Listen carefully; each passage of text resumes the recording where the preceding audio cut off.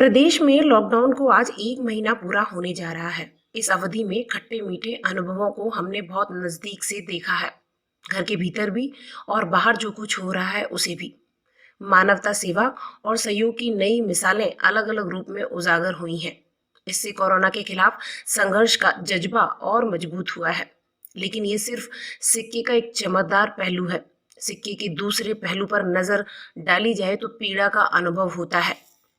कहने में संकोच नहीं कि कोरोना से लड़ाई की शुरुआत में आया ताजी हवा का झोंका अब कहीं महसूस नहीं हो रहा।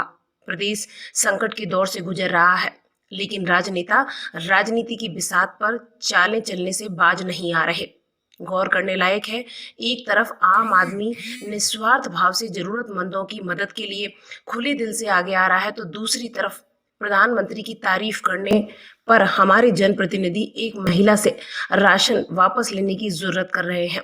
प्रदेश में मरीजों की बढ़ती रफ्तार पर रोक लगाने के प्रयासों के बीच एक मंत्री पुत्र प्रशासन की मौजूदगी में प्रेस वार्ता तक कर रहे हैं।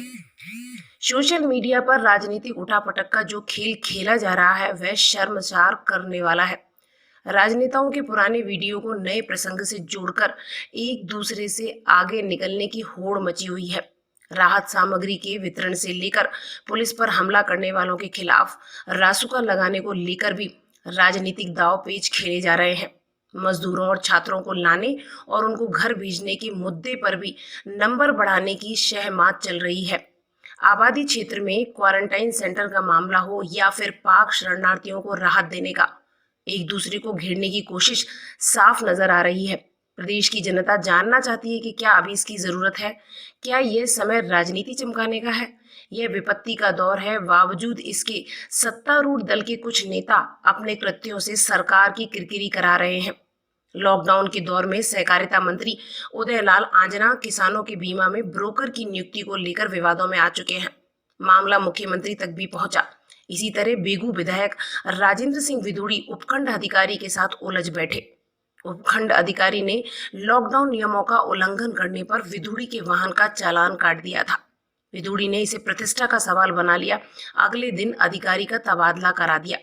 बाड़ी से कांग्रेस विधायक गिरिराज सिंह मलिंगा की पुलिस से कहासुनी की खबरें भी सामने आ चुकी हैं। यह समय न रौब दिखाने का है और न एक दूसरे की कमियां निकालने का। ये समय समाज के लिए कुछ सकारात्मक करने का है, कोरोना से लड़ने का है। राज्य सरकार को भी मंथन करना चाहिए कि आखिर भीलवाड़ा मॉडल भीलवाड़ा में ही क्यों फेल हो रहा है। जयपुर के बाद जोधपुर में हालात बेकाबू होते जा रहे हैं। दूसरे प्रदेशों में फंसे अपने लोगों को वापस लाने की रणनीति पर भी गंभीरता से विचार होना चाहिए। पुलिस पर हमला करने वालों पर भी और सख्ती होनी चाहिए। अस्पतालों की दशा सुधारने पर भी चिंतन मनन होना चाहिए। भाजपा भले प्रदेश में विपक्ष में है, लेकिन उसे भी सरकार की गलतियां ढूंढने की बजाय अपनी सकारात्मक भूमिका तलाशनी चाहिए। केंद्र सरकार में बैठे प्रदेश के मंत्री राज्य को वित्तीय मदद दिलाने के प्रयास तो कर ही सकते हैं। ये भी न समझें कि विपक्ष में है तो सरकार के हर फैसले का विरोध ही करना है।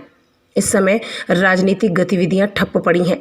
समझा जा सकता है कि तमाम छपास रोगी नेताओं को इससे बेचैनी हो रही होगी, लेकिन कुछ जिम्मेदारियां भी होती हैं, जनता की भी और नेताओं की भी। कुछ अपवादों को छोड़ दिया जाए तो जनता अपनी जिम्मेदारी निभाने में पीछे नहीं है। तो फिर चंद नेता जिम्मेदारी के इस भाव को क्यों नहीं समझ पा रहे?